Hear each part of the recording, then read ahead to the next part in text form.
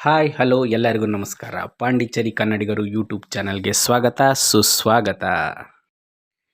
ಇವತ್ತಿನ ಲಾಗ್ನ ವಿಶೇಷ ಏನಪ್ಪ ಅಂತಂದರೆ, ಶ್ರೀ ಕ್ಷೇತ್ರ ವದ್ದಿಕೆರೆ ಶ್ರೀ ಸಿದ್ದೇಶ್ವರ ಸ್ವಾಮಿಯ ಜಾತ್ರಾ ಮಹೋತ್ಸವದ ಮೊದಲ ದಿನದ ವಿಶೇಷ. ಹೌದು, ಸಿದ್ದಪ್ಪನ ಜಾತ್ರೆ ಪ್ರಾರಂಭವಾಗಿದೆ. ಶ್ರೀ ಸಿದ್ದೇಶನ ಜಾತ್ರಾ ಮಹೋತ್ಸವ 6 ದಿನಗಳ ಕಾಲ ನಡೆಯುತ್ತದೆ. ಇಂದು ಮೊದಲ ದಿನ, ಅಂದರೆ ದಿನಾಂಕ 27/3/2026 ಶುಕ್ರವಾರ ರಾತ್ರಿ 8:30ಕ್ಕೆ ಶ್ರೀ ಕಾಲಭೈರವೇಶ್ವರ ಸ್ವಾಮಿಯ ಕಂಕಣ ಧಾರಣೆ.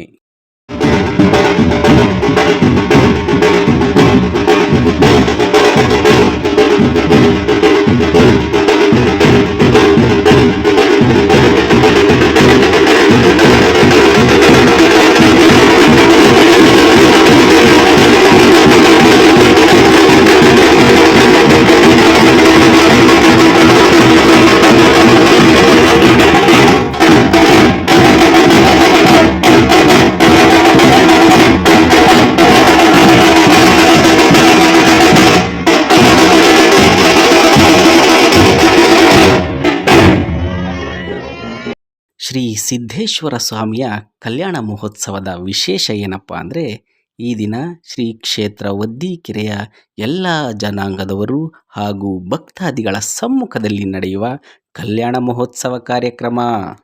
ಜಾತ್ರಾ ಮಹೋತ್ಸವದ ಆರಂಭದ ದಿನ ಅಂದರೆ ಇಂದು ಕುಂಚಿಟಿಕ ಜನಾಂಗದವರು ಅಂದರೆ ಗೌಡರು, ಗೊಲ್ಲ ಜನಾಂಗದವರು ಅಂದರೆ ಯಾದವರು, ತಳವಾರರು ಅಂದರೆ ನಾಯಕ ಜನಾಂಗದವರು, ಮಡಿವಾಳರು, ಬೋವಿ, ಕಮ್ಮಾರರು ಹೀಗೆ ಸರ್ವ ಜನಾಂಗದವರೂ ಸೇರಿ ಒಬ್ಬೊಬ್ಬರು ಒಂದೊಂದು ಜವಾಬ್ದಾರಿಯನ್ನು ಹೊತ್ತು ಕೈಗಳಿಗೆ ಕಂಕಣವನ್ನು ತೊಡುವ, ಅಂದರೆ ನಿಯಮಗಳನ್ನು ಪಾಲಿಸುವ ಆರಂಭದ ದಿನ.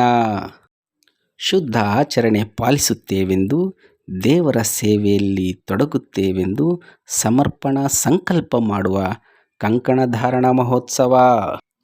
ಈ ದಿನದಿಂದ ಹರಕೆ, ಪೂಜೆ, ವ್ರತ, ಉಪವಾಸ ಮಾಡಲು ಹಾಗೂ ಅದ್ಧೂರಿಯಾಗಿ ಜಾತ್ರಾ ಮಹೋತ್ಸವವನ್ನು ನೆರವೇರಿಸಲು ಪವಿತ್ರವಾದ ಕಂಕಣ ದಾರವನ್ನು ಕೈಗಳಿಗೆ ಕಟ್ಟಿಕೊಂಡು ಸಂಕಲ್ಪ ಮಾಡುತ್ತಾರೆ.